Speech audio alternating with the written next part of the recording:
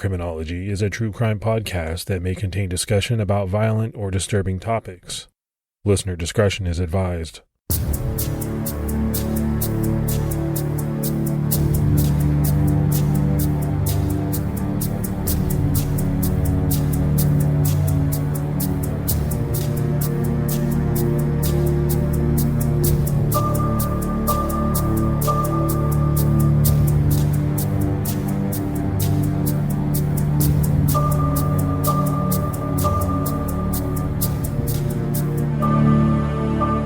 Hello, everyone, and welcome to episode 282 of the Criminology podcast. This is Mike Ferguson. And this is Mike Morford. Mr. Morford, man, how you doing, buddy? I'm doing good. How you doing? I'm doing great. Having a really good week. Went down to the college that both of my daughters attend and was able to take them out to lunch. And we spent not a day together, but, like 2 or 3 hours before their next class. And it was just a nice time. I miss them. I don't get to see them enough. So that was kind of special. That's awesome when you get that time. And I've been doing a little bit of fishing in my spare time. Not that I have a lot of spare time, but you got to find a little bit of time to do stuff, break up the routine. Yeah, absolutely. And if you can do it with, while spending time with family and all that, even better. I do have this quick story. My oldest called me the other night and said, Dad, there's a serial killer in the city where, the colleges that they go to school. And I was like, okay, you've piqued my interest. And she said they found a decapitated body. The head was there, the limbs were there, and the torso was there. It was all there, except for, I think, for the bottom, but it had been dismembered. And it was such a weird thing because the true crime person in me was fascinated. And then the dad in me was like, oh my gosh, this is like 2 streets over from where my daughter lives. Now I'm scared. That's very creepy. And that's, the mix of, you want to know more about it because of the true crime part, but can understand you being worried about your daughter too. Yeah. And then she said, well, there was rumors, I guess, that they had found 3 bodies, but it's only 1. And I was like, well, still 1 is bad enough. Please be careful. Hopefully they find out who did it and get them apprehended. Yeah, absolutely. Let's go ahead and give our Patreon shout outs. We had Amy Tibble, Kyle James is Rad, and Darby. So some great new support. We really appreciate it. Yeah, thanks to everyone that takes the time to support the show. It means a lot to us. It helps us out. And for anyone else that would like to, you can go to patreon.com/criminology to sign up. All right, let's go ahead and dive into this week's case. There are some cases that capture the attention of the entire nation all at once. And it's not just true crime buffs that are talking about these types of cases, really everyone, even people who don't follow true crime. You can make small talk with strangers at line at the bank or at a store, and you can hear people asking, did you hear about that case? Or maybe it's around the water cooler at work. If places still have water coolers, I don't really know if they do, but you can imagine coworkers shaking their heads in disgust as they launch into their opinion on the whole matter. Well, in May 1983, the case that had everyone talking was that of Diane Downs, a 27-year-old mother in Oregon who committed the most unspeakable of crimes, the murder of one of her children and the attempted murder of 2 others. The story she gave police quickly fell apart, and she was arrested. And when the case eventually went to trial, people stood outside and waited for a chance at a seat in the courtroom. Lines started forming as early as 7 a.m. to witness the trial in the case that people just couldn't get enough of. At 10:48 p.m. on May 19th, 1983, Diane Downs pulled her car into the ambulance bay of Mackenzie Williamette Hospital in Springfield, Oregon. She hit her horn as hard as she could, trying to get the attention of those inside that could help her and her 3 young children. According to the Seattle Times, when nurses began to come out of the hospital, Diane jumped out of the car and screamed, "Somebody just shot my kids."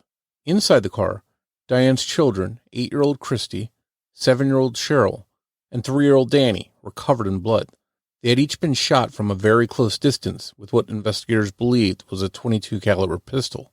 Diane was also bleeding.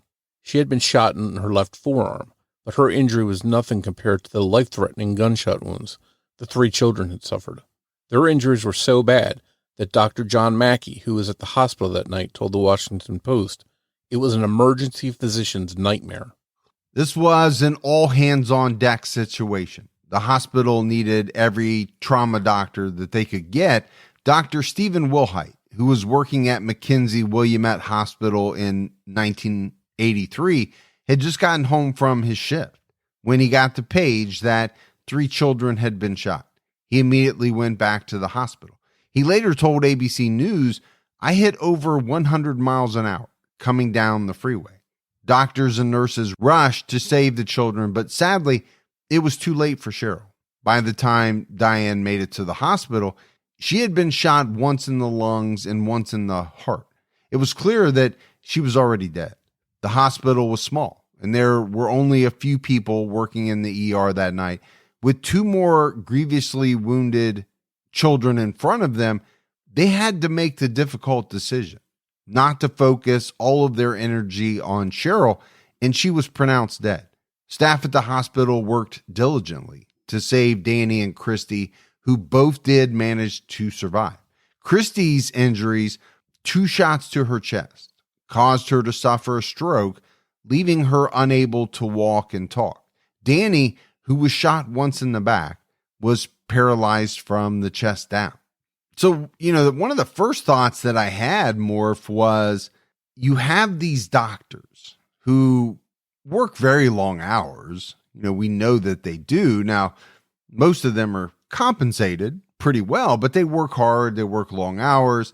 Here you have an individual who probably got off of a long shift and had just gotten home when he gets a page that there's an emergency, and right away has to go back to the hospital.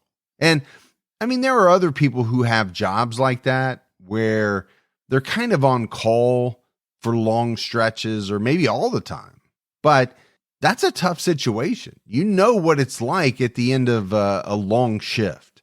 You can't wait to get home. You're tired. You need to relax. And, here in this situation, there's no choice. We mentioned it, right? It was an all hands on deck situation. Yeah, and this is probably a emergency room doctor's worst nightmare, having not 1, not 2, but 3 kids showing up shot, and, all hell's breaking loose. It's probably very chaotic and probably one of the most stressful situations I imagine that doctors in an emergency room would be working under. Yeah, and then when you look at the outcome of this entire scenario, yes, they were able to save 2 of the 3 children, but even the 2 that survived, Christy was unable to walk and talk, and Danny was paralyzed from the chest down. So, I mean, just an absolutely brutal scenario when you weave in the fact that Cheryl was pronounced dead at the hospital. And this wasn't a case of a car accident or something along those lines. This is probably not something that those doctors are used to seeing, multiple victims shot. So this is something that probably challenged them in their training and their skills. As frantically as the hospital staff worked to save the children, some of them still managed to observe that something was off about Diane's demeanor. Dr. Wilhite described to ABC News that there was not 1 tear. He said, she just asked, "How is she doing?" Not 1 emotional reaction. Even worse, he remembered Diane mentioning her spoiled vacation and saying that the incident really ruined my new car. "I got blood all over the back of it." Maybe most shocking was that before Christy was pronounced dead, Diane insisted that Christy was brain dead and told Dr. Wilhite, "I want you to pull the plug." He refused her demand. What was also troubling to staff and later to police was that Diane had received such a minimal injury while her children had all received such catastrophic wounds. And you and I have talked about this before. How do you analyze what someone does in what is obviously a very harrowing situation. Here you have a mother who brings in 3 children who have been shot.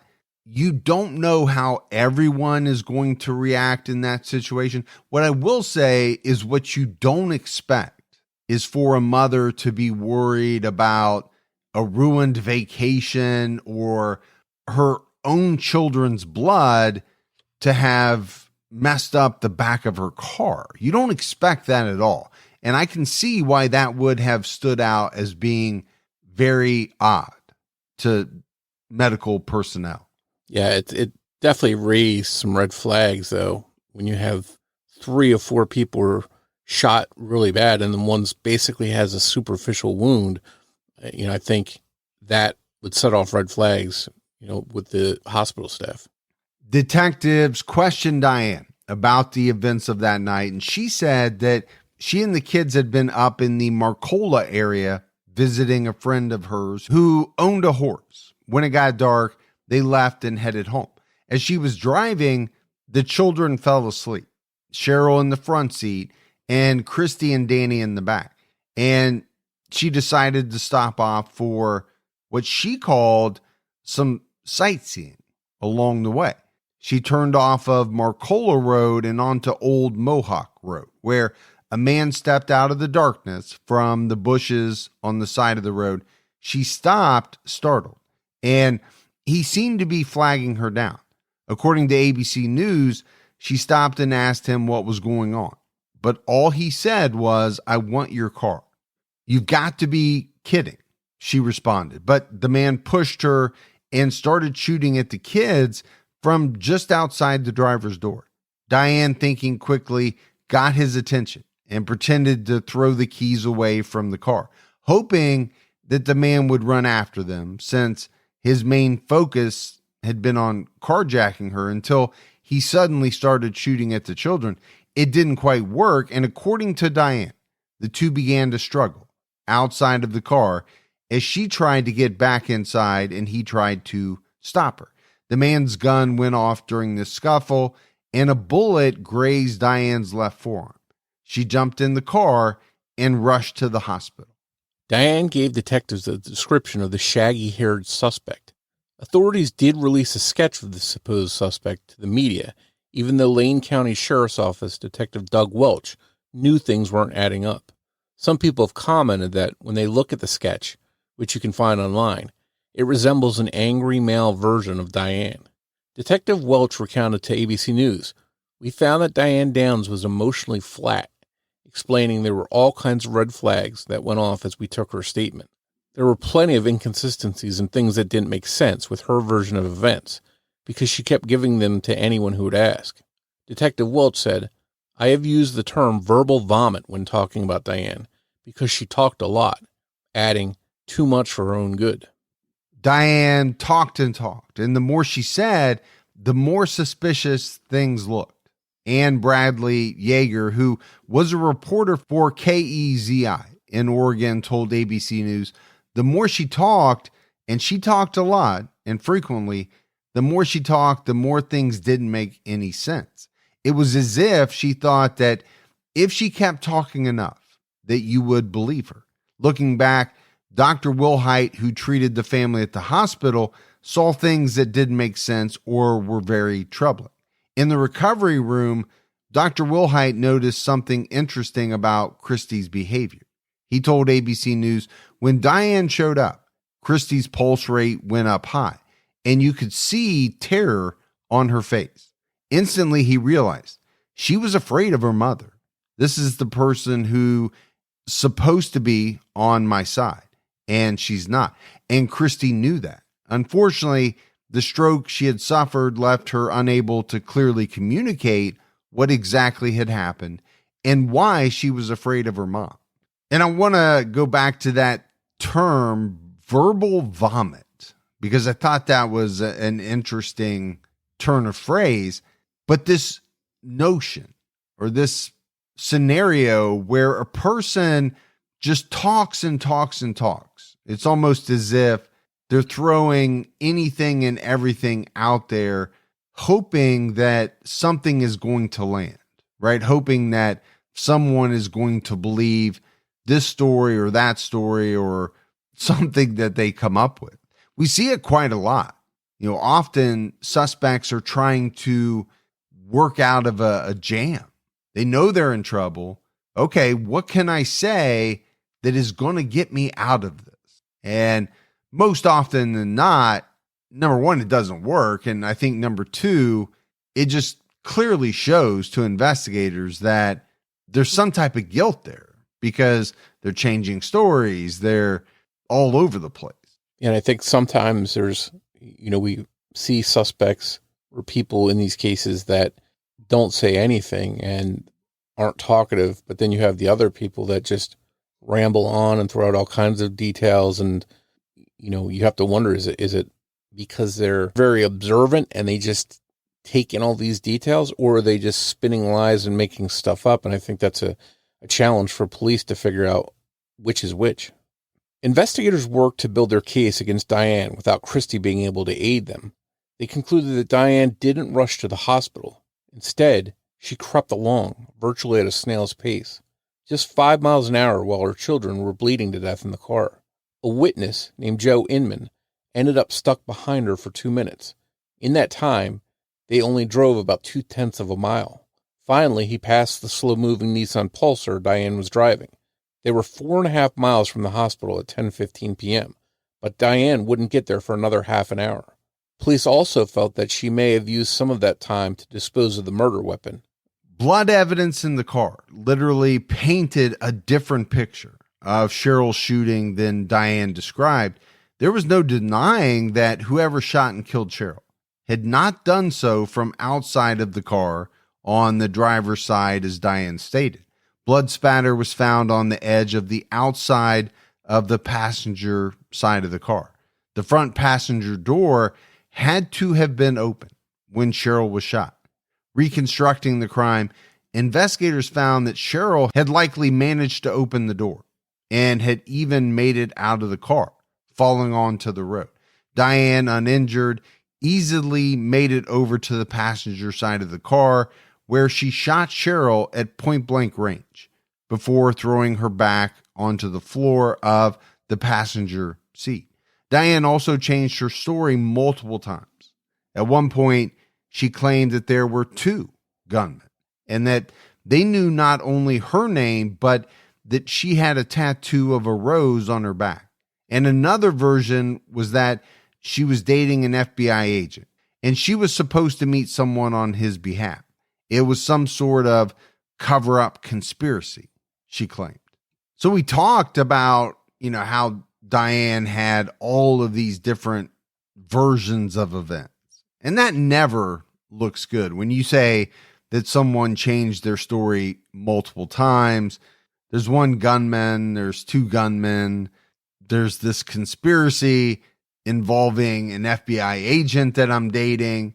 I mean, first of all, what FBI agent is going to have their girlfriend, a civilian, meet someone on their behalf as part of some whatever case? That's not going to happen. That's not how the FBI works.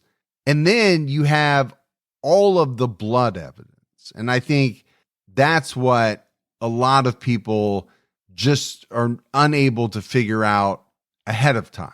They think they're covering their tracks, but that blood evidence, it really tells a story. And I think this is similar in some ways to the last case we covered, when the details of the crime scene didn't align with the suspect's story. And I think we're seeing the same thing here. And I think that's when police have to trust the evidence, trust the clues and the details of the crime scene, and see if it jives with what the person's saying. And in this case, in Diane's case, it clearly didn't seem to do that. So I think they knew they were on the right track, that she had something to do with this. Authorities slowly and methodically built their case against Diane, and on February 28, 1984, several months after the shooting, Diane Downs was arrested. During those months, Christie had been working hard to relearn how to speak, and investigators had just been waiting for the day when she would talk. They hoped she could finally share with them what happened. Her version of the night she was shot starts out the same as Diane's. She said they went to a family friend's house to pet the horse, and when it was dark, they left. When the car stopped, it wasn't because someone was in the road. It was because Diane pulled over unexpectedly. She pulled the lever that opens the trunk and then got out of the car and calmly walked to the back of the car. When she walked back up to the driver's door, she knelt down and shot Cheryl. She then leaned into the back seat and shot Danny.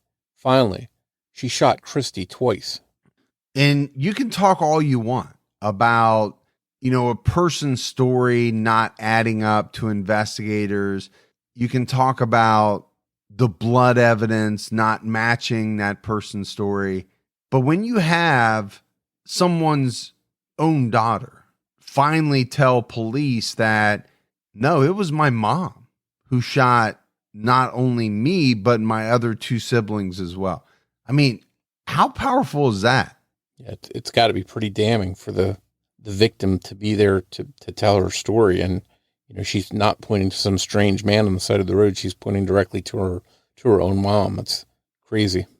The murder weapon, a .22 caliber pistol, was never found. Unfortunately, the nearby river was moving quickly at the time, and despite dives, nothing turned up. Multiple .22 caliber cartridges were found in a rifle in Diane's home, and those were discovered to have tool marks that matched the murder weapon, as if they had been cycled through the pistol before being loaded into the rifle. Diane claims she never owned a .22 caliber handgun, but her ex-husband, Steve Downs, told detectives that he remembered her having one. On May 8, 1984, the trial began.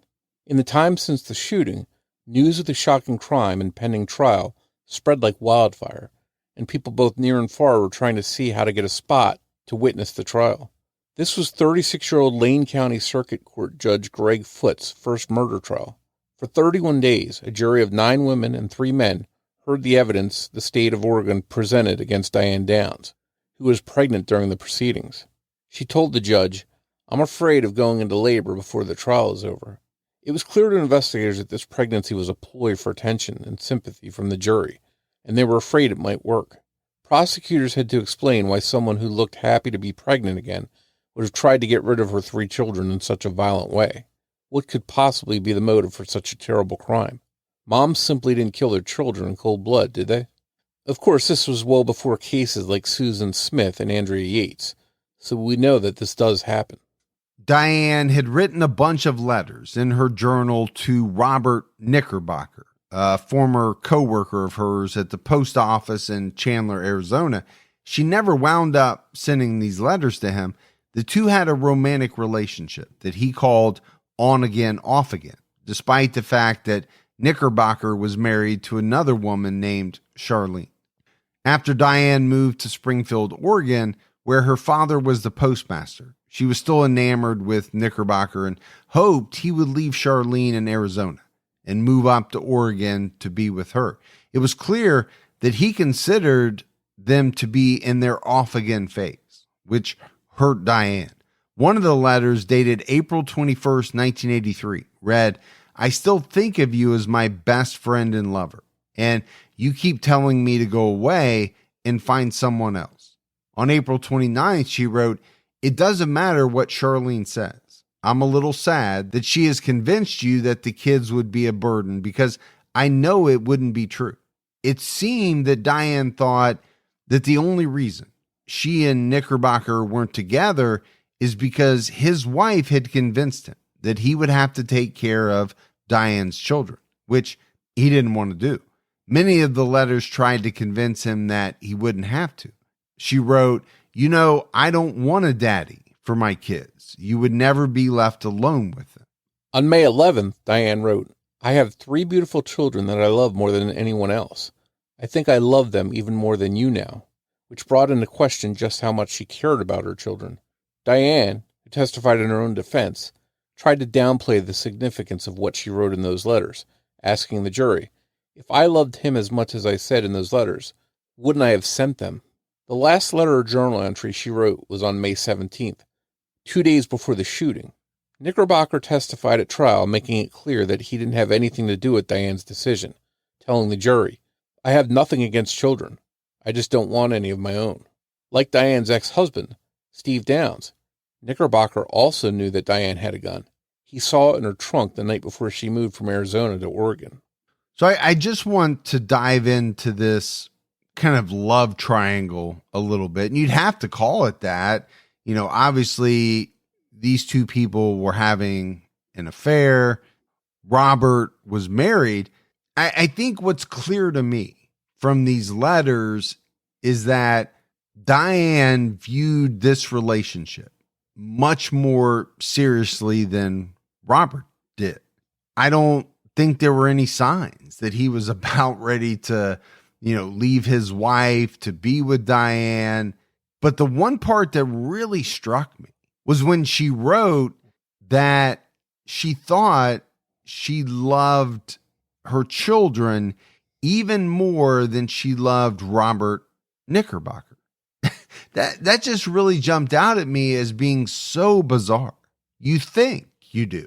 How could you not? This is a fling that you're having with this married man. And you're still trying to figure out if you love him or your 3 children more. And then, the other thing to me is really this kind of notion that she wants to be with him. She wants him to leave his wife and move to Oregon. And she's trying to convince him that the children won't be an issue. Well, that really stands out when you factor in what ultimately happens to her 3 children. And I also think the timing of these letters leading right up to the shooting, it's hard to dismiss it. It's hard to not notice that. And I think it shows that the motive could be she couldn't be with this guy that she wanted to be with, and he's basically telling her to hit the highway, and she seems to be looking at her kids as what stood in the way of this relationship happening. So I think that had to be pretty powerful for the jury to see that. District Attorney Fred Hughey asked Christy to tell the jury who shot her that night if she could remember. Christy, who was just 8 years old, firmly answered, "My mom." He also asked her, "Christy, do you still love your mom?" Like so many children who have been harmed by one of her parents, her answer was yes. And I think this is just one part of what makes cases like these so heartbreaking and baffling. Children, in many instances where they're harmed or mistreated by a parent, still feel that love for them. As for how Diane felt about Christy, she testified that Christy was her first good friend, saying, "Christy was the first person that really, really just plain loved me." In a later interview with ABC News, Diane said, "You can't replace children, but you can replace the effect they give you. And they give me love. They give me satisfaction. They give me stability. They give me a reason to live and a reason to be happy. And that's gone. They took it from me. But children are so easy to conceive." And I don't think it's hard to see why so many people hated Diane Downs.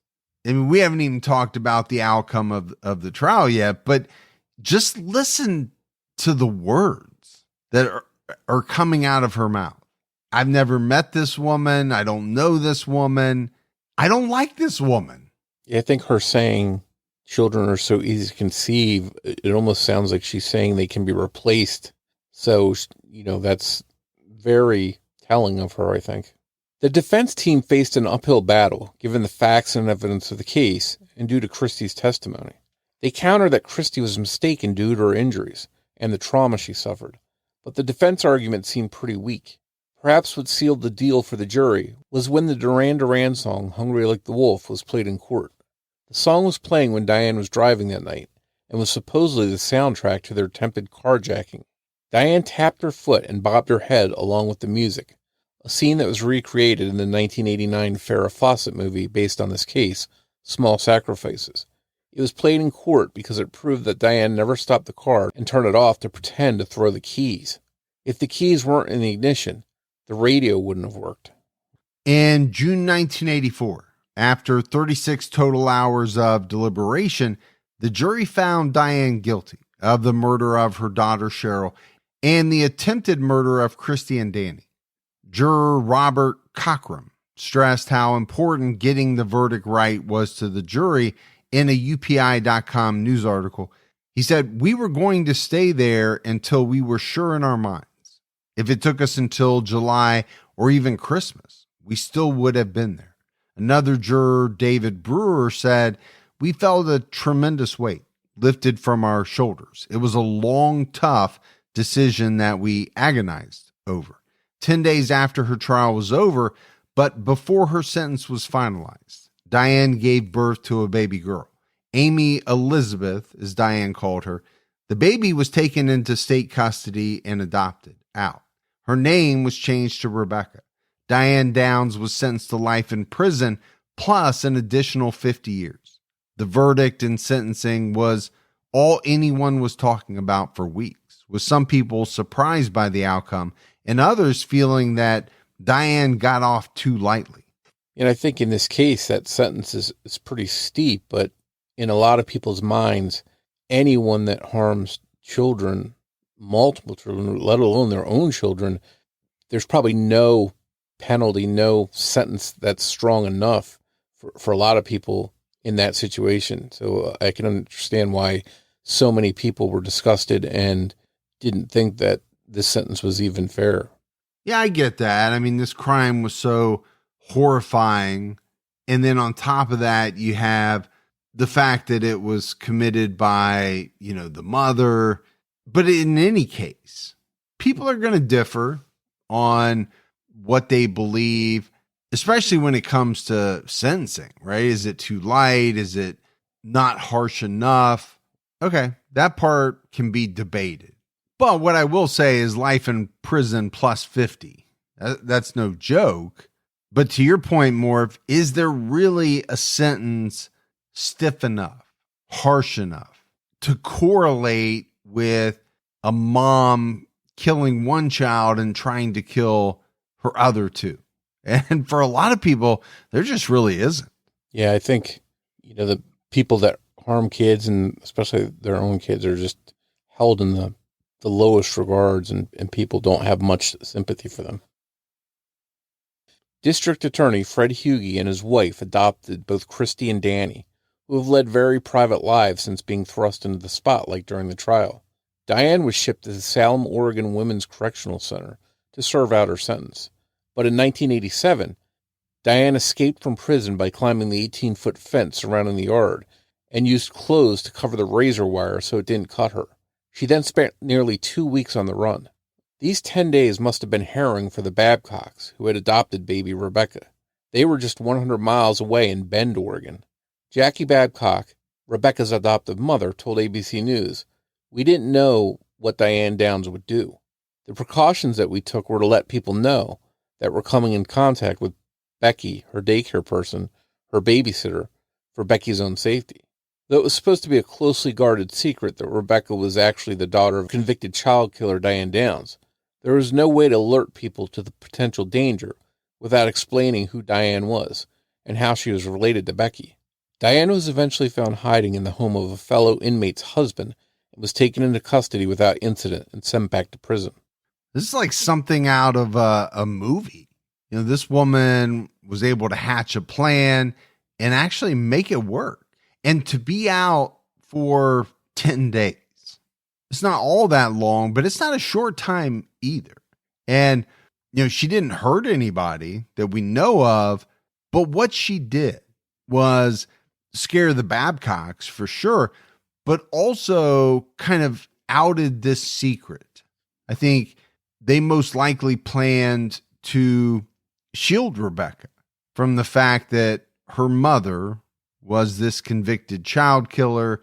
Well, that kind of goes out the window after she escapes, because then it's all about just, the protection of Rebecca, and the secret has to be revealed in order to make sure that happens. I think they wanted to keep the privacy, but at the same time, it's hard to do that and keep that under wraps when people need to know who's potentially a risk to Becky. Yeah, absolutely. Prison authorities looked into how Diane was able to escape. Wayne Seifer and his wife, who was also serving time at Oregon Women's Correctional Center with Diane, were separated. But that didn't stop her from making a map for Diane with directions from the prison to Seifer's home just blocks away. Wayne recalled to ABC News being hung over when a roommate came to tell him that someone wanted to talk to him. It was Diane, asking if she could stay at his house. Why not? He said, before going back to sleep. Wayne said the next time he saw Diane, she was naked, and that was enough for him. He added, I should have turned her in, but I didn't. At the time, he was struggling with an addiction to heroin. Yeah, so I think what he was basically trying to say was that once he saw her naked, he threw all caution to the wind, and any sensibilities he had went out the window. Yeah, I think he's saying that, but then he's also adding that, he was struggling with an addiction to heroin. So was he making all the best decisions at that point in his life? Probably not. Former Oregon State Police Detective Larry Glover was the one to find the map in Diane's cell. There was a blank pad of stationery, but Glover noticed some indentations on it. She had taken the map with her, but left a very slight copy behind. He recognized it as a map, and the FBI was able to enhance it by making a photostatic copy. Soon, authorities surrounded the Seifers' home. According to Wayne Seifer, Diane was going to use one of his BB guns to force the police to shoot her and take her life, but he talked her out of it. Diane received another 5 years for the escape. Seifer pleaded guilty to hindering prosecution and received just 5 years of probation and 6 months in a restitution center. In 1989, when Diane was 33 years old, she tried to escape from a prison in New Jersey, where she had been transferred. Her boyfriend at the time, 26-year-old Robert Seifer, confessed to planning to help her and passed a polygraph regarding his admission. He testified against her, giving information about the escape plans in 1990. In 1991, she tried to escape again. Though she denied planning to escape, she admitted that she and Robert Seifer had talked about her trying to become pregnant during visits through a primitive artificial insemination method, according to the Oregonian. Apparently, Diane wanted to become pregnant yet again and had tried to convince Seifer to bring her a plastic bag full of semen that he kept warm under his armpit. He didn't do it. Yeah, I'll tell you, Morf. I mean, Diane Downs had schemes on top of schemes and plans. I mean, a lot of them centered around trying to escape. I get that. Nobody wants to spend the rest of their life in prison. One of the things that always fascinates me is how some of these people are able to get, boyfriends, girlfriends on the outside. Why so many people would want to date someone who's going to be in prison for the rest of their life, that's kind of hard for me to understand. What's even harder for me to understand is how a man could want to date a woman like Diane Downs, who was convicted of doing the horrible things she did. Why would you even want to be associated with that person in any way, let alone try to help her escape or try to help her get pregnant by bringing a bag of semen into the prison under your armpit? And would that even work? I always thought that semen didn't live long, but I'm not a physician. I'm not an expert. I don't know. Yeah, I mean, I've heard of different instances where somebody tries to use a turkey baster to administer semen, maybe in the hopes of getting pregnant, something along those lines. But, the packet under the armpit is something I've never heard of. But then again, I look at anybody that does something so despicable and shocking as murdering her own children. It doesn't surprise me at all that she would be willing to try something like this. There's probably nothing that she won't try. No, it never surprises me what the people in prison do. it surprises me that there are people on the outside willing to go along with them. That's the part that really kind of throws me. In 1993, Diane was transferred to Valley State Prison for Women in Chowchilla, California. In 1994, she tried to escape yet again. She had chipped away 8 inches of the concrete surrounding the window of her cell, trying to loosen the barred window from its frame. But that escape attempt was thwarted. While in prison, Diane earned an associate's degree in general studies, and she kept to herself behind bars, staying relatively quiet. Yeah, she kept relatively quiet, trying to think of another way to escape. I mean, this woman's like Andy Dufresne in Shawshank Redemption. I mean, she is just sitting around trying to figure out how to escape from prison. Around the year 2001, when Rebecca, the child that Diane gave birth to after being convicted of murder, was around 16 years old, she learned the truth about her birth mother. Her adoption had never been a secret, but it wasn't until she watched the movie Small Sacrifices, starring Farrah Fawcett, that she recognized the name and realized who her mother was. According to Glamour.com, she had asked about her birth parents before in the past, but she had only been told that her birth mother did something really bad that they would talk about someday when Becky was older. Jackie Babcock said, "I didn't give her any details as to why. That's too much for an 8-year-old to take on." Rebecca said after finding out who her birth mother was, "I thought maybe she stole a car. I never imagined she'd be a murderer." This realization caused issues. She had already been struggling with her feelings, sneaking out, experimenting with drugs, alcohol, and dating older men. Learning the truth about her background, her DNA, created a rift between herself and her adoptive parents. Rebecca said, "I couldn't accept that my parents loved me enough to raise me as their own, not caring what a monster I came from." So I want to go back to that statement by Jackie Babcock as to why, she didn't give Rebecca details. That's too much for an 8-year-old to take on. And I absolutely agree with that. But it sounds like it wasn't all that easy for her, even as a 16-year-old. 16's a tough time for kids anyway. And so to kind of learn this bombshell, I can imagine it's only going to exacerbate any issues that you're already having and most likely create some new ones. Yeah, I think it's only natural that kids that are adopted want to find out where they came from and who their family is and a little bit about themselves. But as the adopted parents, how do you break the news to them that this is the monster you've come from, and you probably want to wait for the right time to where they're mature enough to where they can take that all in and deal with that information. So, I can't blame her adopted parents for trying to put that off as long as they could. No, me neither. I think they did the right thing. In 2002, Rebecca gave birth to her own child, a son, Christian. In 2006, she had another son who she placed into an adoptive family. She told Glamour magazine, "I thought that since I was adopted, it wouldn't be so hard for me to put my son up for adoption, but afterward, I was completely lost." She seems to have a little bit of empathy for her biological mother.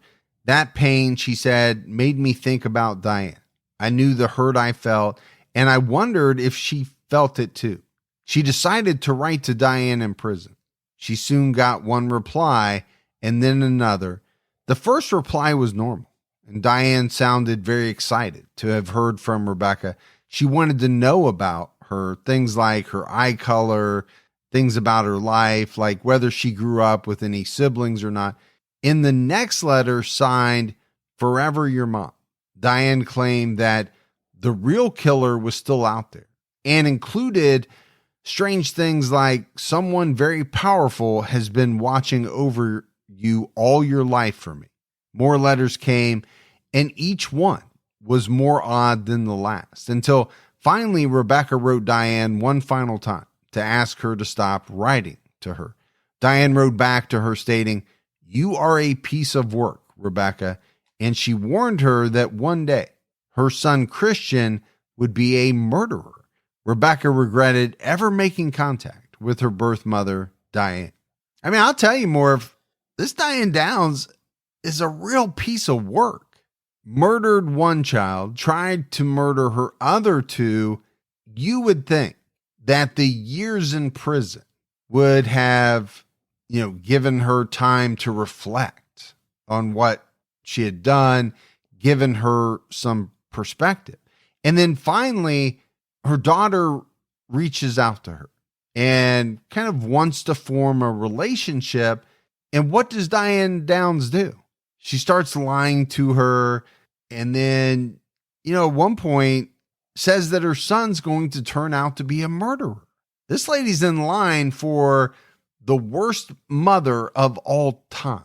And she's on a very short list. It's pretty clear who she is coming through in these letters that she shared with Rebecca. And I think Rebecca over time saw that person who her birth mother was and just said, I've had enough of this. This is not healthy. I don't want to have any more interactions with her. And Diane wanted to take one final jab at her, it sounds like, to hurt her. And it's not surprising. No, that doesn't surprise me either. The one thing that we haven't touched on yet about Diane Downs, and there really wasn't much there in the research, is the state of her mental health, or, what was the state of her mental health back then throughout the years. It almost makes you wonder whether she was experiencing some type of mental health issues. In 2008, when Diane was 53, the parole board denied her petition for parole. On the questionnaire they give inmates, Diane still refused to take responsibility for the crime, let alone show any remorse. She wrote, "I realize this questionnaire is a tactful way of asking if I accept responsibility for the death of my daughter, and I'm not trying to make this any harder on you than you are being on me. It's just that I did not shoot my children, and I can't say I did." Her reply completely sunk her slim chance of parole. She tried to spin her 1987 escape as a good sign for her rehabilitation, writing, "I'm not ashamed of my escape. At least I don't want to be here, and will do everything I need to do so I don't come back." She also bragged about having not been violent behind bars, writing, "I have not cracked one of these ladies in the head," something she called an accomplishment. Yeah, I don't know, man. It almost seems like there's some delusion here on the part of Diane Downs. I mean, first off, she won't admit to what she's done, and a lot of people won't. And I think for the most part, that does not help your chances of getting paroled. But to kind of list your accomplishments as these escape attempts, meaning that you'll do everything to stay out of prison, that doesn't make sense. And then saying, you know what? I haven't beaten anybody up. I haven't cracked the skulls of any of the people in here. I just don't see how she could have thought any of this was winning over the parole board. In 2010, they denied Diane's parole a second time.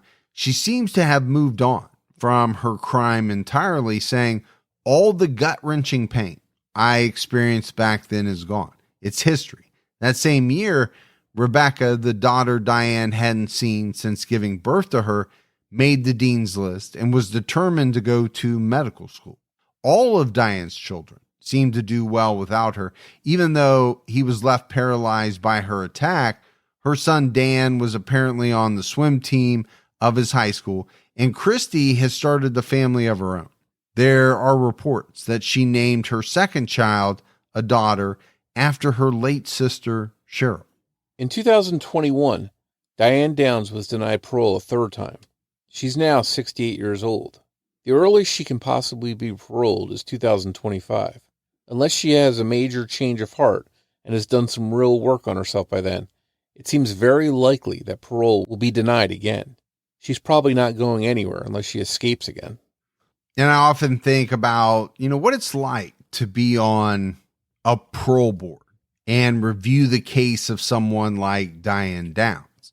Probably not all that hard when she continues to deny her involvement, continues to kind of spin yarns and different stories about what happened. But let's say she did admit it and she showed remorse and she worked on herself and could show those improvements. I still think it would be extremely difficult for me as a parole board member to say, yeah, you know what? I think it's time. I think we can let you back out into society. I would just struggle so much with the concern that once she's back out on the outside, who is she going to hurt next? And I'm going to have to live with that. And I'm sure that's something that a lot of parole board members struggle with. And I think part of it is probably just formality. They have to do this process, but I think realistically, there's not much of a chance that the parole board was ever going to say, yes, let's let this woman out on the streets again, because it's clear that she's not sorry for what she did. She never accepted responsibility. So there's just no real way that she's ever getting out on the street again. No, not if she continues as she has. I think that's a pretty easy decision for the parole board. And I agree with you. It's really nothing more than a formality. They have to go through the process. And I'm fine with that. I'm fine with a person like Diane Downs spending the rest of her life in prison. I got no issues with that. Yeah, I'm right there with you. I think anyone that could commit such a terrible crime, harm multiple children like this, especially let alone her own children. I mean, what else would they do if they can do this to their own children? Is there anything they won't do? Well, and you and I have talked about this before.